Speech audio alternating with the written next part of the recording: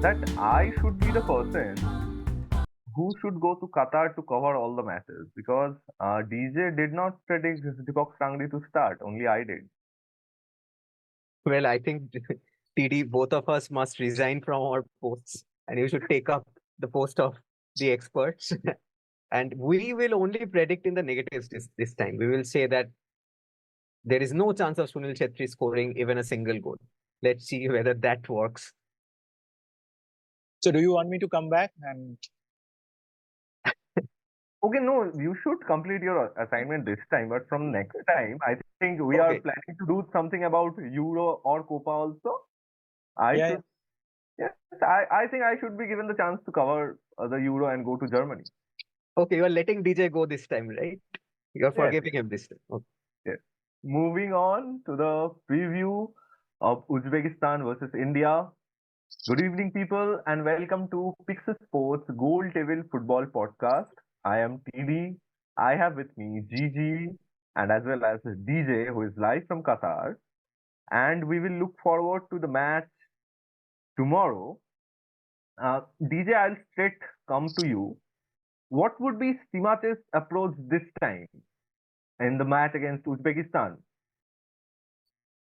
See, Stimach should go into the match with an attacking mindset because there's nothing to lose. And 2-0 defeat against Australia, we had some positives and move on to go to this match against Uzbekistan and try to score some goals against Uzbekistan. That would be great. And we heard from Stimach as well. He, in the press conference and before this match, he expressed his will to add some players in the midfield who can pass the ball to the attacking third. So we can see some changes in midfield as well.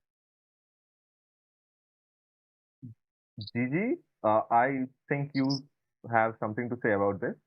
Well, my take is, yes, I agree that there should be some sort of attacking intent from the Indian team this time because we have seen all the other smaller nations or less favorite nations, they have actually gone on counter-attacks and scored goals.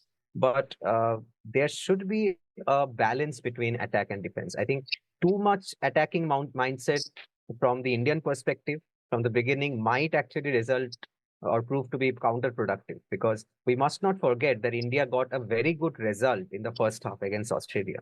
And we have to mix our intent, the attacking intent with the defensive stability. We must not compromise on the defensive stability. That has to be kept in mind.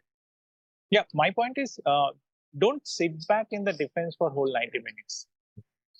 If you get some opportunity, try to score the goals. That's it. Yes, absolutely. I agree with that. But yes, we must control our intent a little as. Yes, but to score the goals, I think we need some creativity in the midfield because against Australia we saw how our boys fought so valiantly.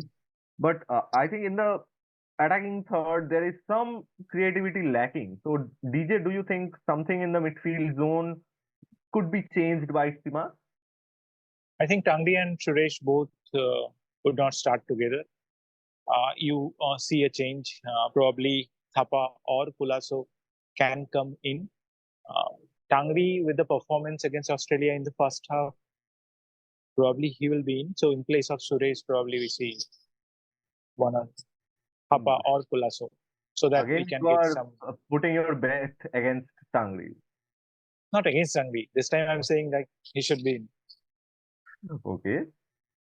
But I think, yes, I agree with that. But I talked about defensive stability, but we have seen that Stimach is prone towards a little surprise.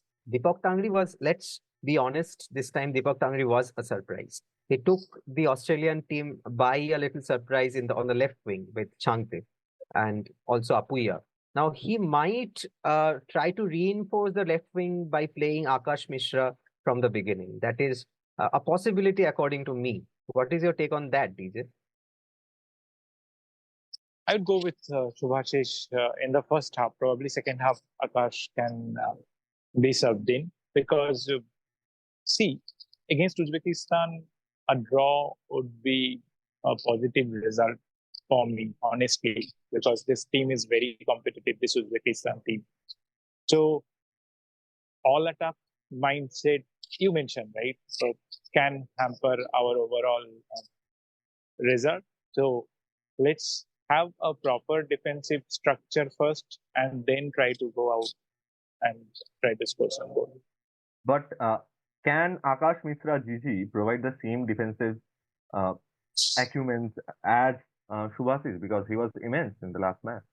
Yes, obviously. Now, all of these players, especially Akash Mishra and Subhashish, they are different players. Subhashish provides a lot more in defense, and Subhashish was immense last match as well. But I'm just referring to the fact that Akash Mishra is not too bad either, and Akash Mishra provides a lot more fluidity on the flanks.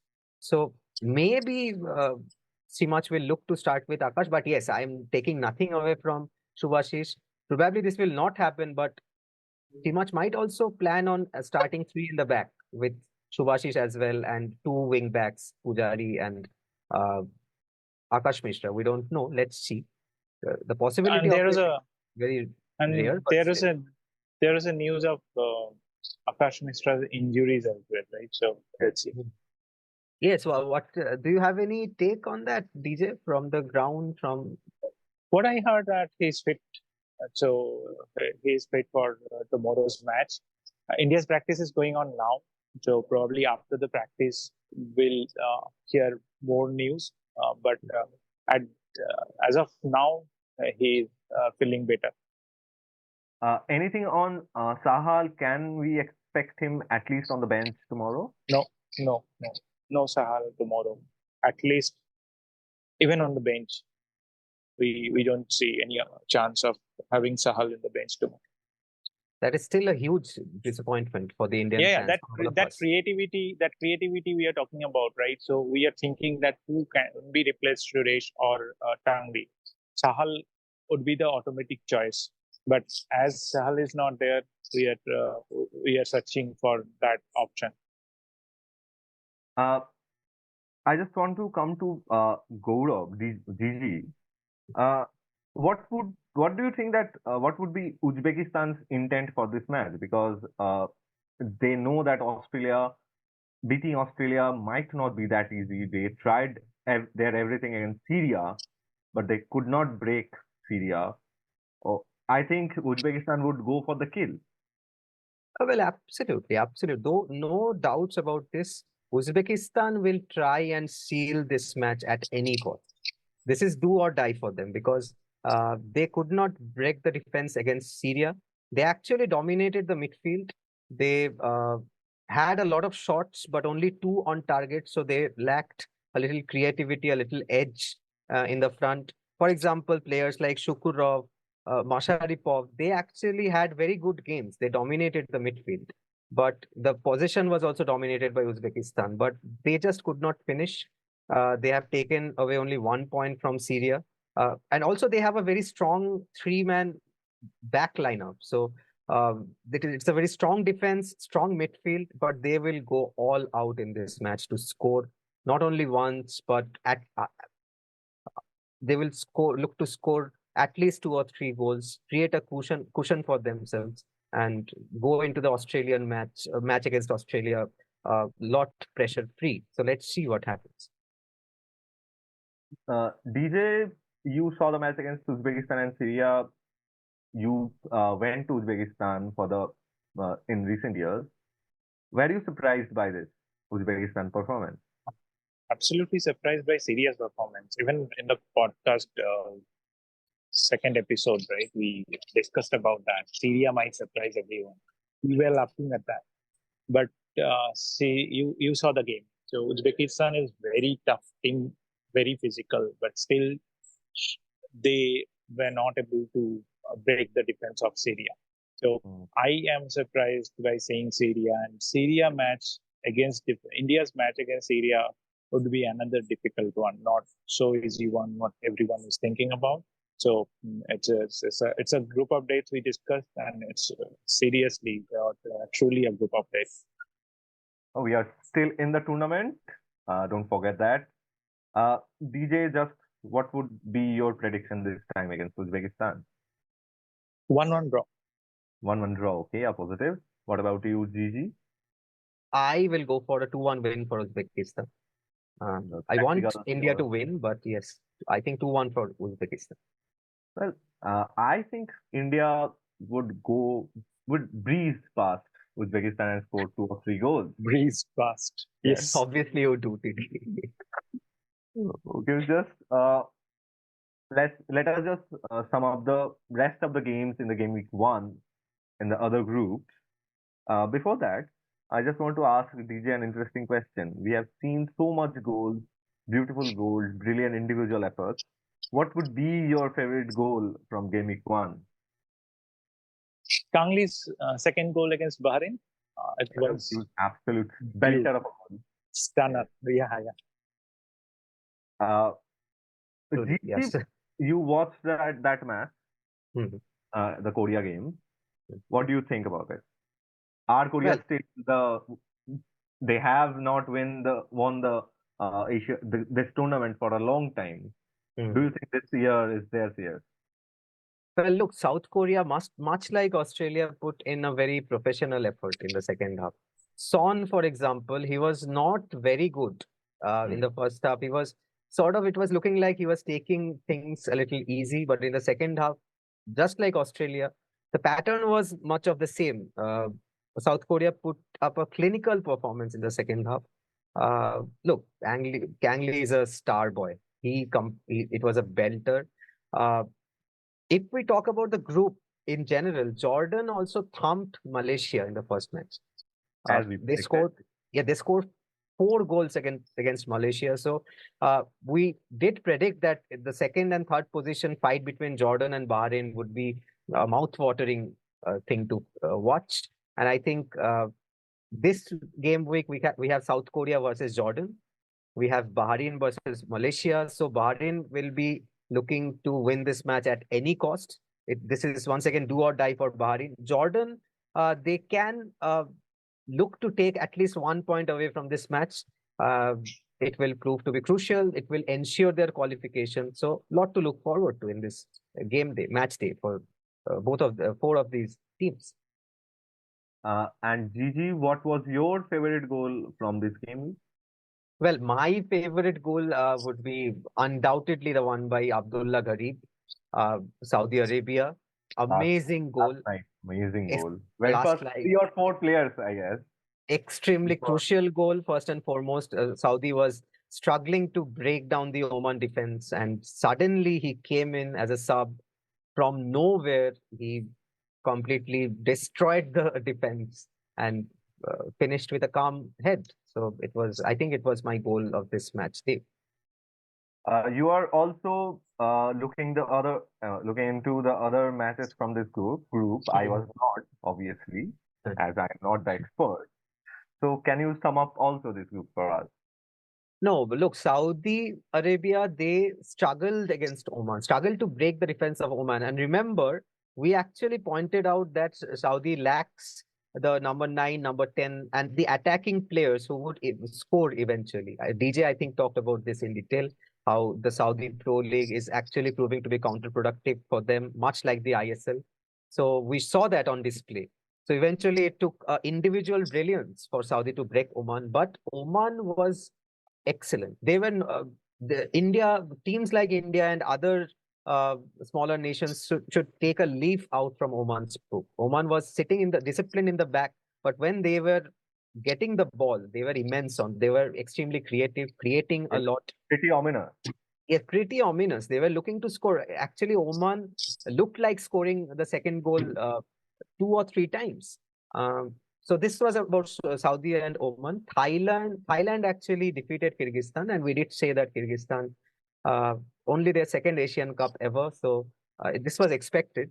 This game week we have Oman versus Thailand and Kyrgyzstan versus Saudi. Saudi will look to ensure their qualification as the top team by defeating Kyrgyzstan. Oman and Thailand will be a crucial fight. Thailand have 3 points. Oman need to win this one. All right. So Oman will be extremely charged, I think, in this match. I think DJ prediction against Oman proved to be correct. So I think DJ, you should be looking to contact the Oman officials as they can I'll do sponsor you for your next trip. it. Okay. No, but TD, since you asked us, some of the games I'm sure you must have been following as well. What was your favorite goal from this And match? my favorite goal was against the Japanese player. What was his name? Nakamura scored against Vietnam. Because he scored the goal at such a crucial juncture, it changed the whole fate of the game. And so I think it was a beautiful goal. Just we just see these kind of goals in FIFA, right? I So attended that match. I was at that same end, so it was absolute stunning. it was a belter. It was a stunner. Yeah. I Yes, love my this next. kind of goal. Yes, the next question was directed at DJ. I think DJ, if you can just put in words how this goal felt, or how did you see that goal?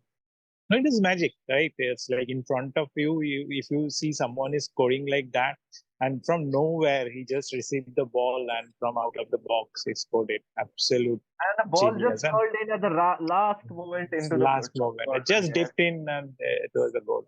Beautiful goal. Was it a little Beautiful Coutinho-like? goal. Coutinho reminded us Yes, of Coutinho. yes. Yeah. Yeah. And also, DJ, your take on this Japan-Vietnam match in general. See, Vietnam we talked about, right? This group, this group of Vietnamese players, they are together for a long time, and they are here to win the matches. They are not here to just come and visit Qatar. So they will be qualified. And as you rightly said, that the pattern is same. All the big teams initially uh, feeling a bit kind of pressure from the smaller team, and then somehow as they are big teams, somehow they are managed to win the match.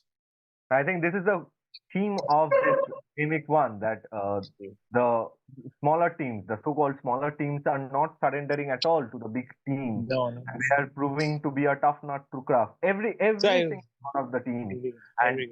But credit should be given to the bigger teams that they are also not. They have had their homework done, and they are taking the game from these teams in the second half, just like Australia or South Korea. Apart from Group A, right? All other groups are exciting. You don't see any 0-0. Yeah. In this Group D, I want to add our prediction. We must refer back to that. We said that Iraq, Vietnam, Indonesia paired in the same group in the World Cup qualifiers. Iraq defeated both of them, and we have seen Iraq defeating Indonesia easily. So Iraq they are still the favorites. This game week, we have Japan versus Iraq, both of the winners facing each other. Vietnam and Indonesia. Yes, Vietnam, Indonesia squaring off. That is also a very crucial game. So both games very crucial in this match day. I just want to come once again to DJ. DJ, in our game match, after the game of India and Australia, you said something that stuck to me. You said that Qatar will not win this year's tournament. Why do you think so? They're very convincing. The way they played against Lebanon, the score will not say everything. So the way I was there in the stadium at that match covering. So I've seen that was not very convincing. The way Japan or Korea or even Saudi and Australia played the second half, dominated, and then winning, it was not like that. Qatar is not like that. And that group also, China, I think back-to-back 2 matches, 0-0 draw. So you don't know who is qualifying for that. Qatar, eventually they will qualify as a top team from that group, but I don't see them going to the semi-final. China also matched our prediction, right? Yeah. They are not proving to be. They are still sleeping. That, as Gigi said in episode 2. Yes, and Tajikistan dominated China in the match. And Gigi, correct me if I'm wrong. It is Tajikistan's first Asia Cup, right? Yes, as far as I can remember, but I have to cross-check a little. But yes, I think So, it is the first Asian Cup of Tajikistan, and yeah, and they're playing good. yes, and they dominated China. One thing I want to add about Qatar's win: Qatar won easily, but the scoreline, as both of you said, it's not a true reflection of the game at all. I think three factors contributed to the win of Qatar. Number one, home support, obviously. That was Number two, individual brilliance, and number three, big stage experience. But what is lacking in all of these 3 points is good gelling of the team. So I think what DJ was also saying, they're not playing good as a team. They're not attacking together. So I think getting out of the group will not be difficult, as we predicted as well. But uh, it looks the road ahead looks a little difficult for them. They have a huge issue with center back and CDM position. There's a big gap between the midfield and the back line. So, and the bigger team in the quarterfinal or round of 16 will convert and will score goal against them. And also, TD, as we speak, do we have a result of between China and Lebanon? What is it? It's finished 0-0 again. 0-0, yeah. Lebanon is quite surprising me, actually. I did not expect this fight from Lebanon. But this makes this group extremely exciting. Two goalless draws. Right. China 2 points from 2 matches. They'll probably lose against Qatar. Wide open for Lebanon or Tajikistan. Both of them. Actually, both of them can qualify to the next round. You said that they will qualify before Lebanon or Tajikistan, as far as I can remember. Oh, China? No, not China. So you guys said that China would not be would not do anything surprising. Yes, we both of us predicted that China has lost its way. Okay, TD, can I just add about Group C here? Yes. Yes, we have not talked about Group C much, mainly because it's going according to the script. We predicted that Iran and UAE will qualify easily, and they have both defeated Palestine and Hong Kong very easily. The match between Palestine and Hong Kong will eventually prove to be the decider of the third place, but still, it looks very difficult for either one of them to qualify as the best third place team. Yes. So this group is quite sorted as of now. This is the most sorted group as of now. We already know that Iran and UAE will finish first and second. Maybe not in that order, but yes, first and second are sorted. So, as Gigi is saying that group is sorted, but nothing is sorted in the group of India. So we will be back again tomorrow, right after the match. We will have DJ with us once again, live from Qatar.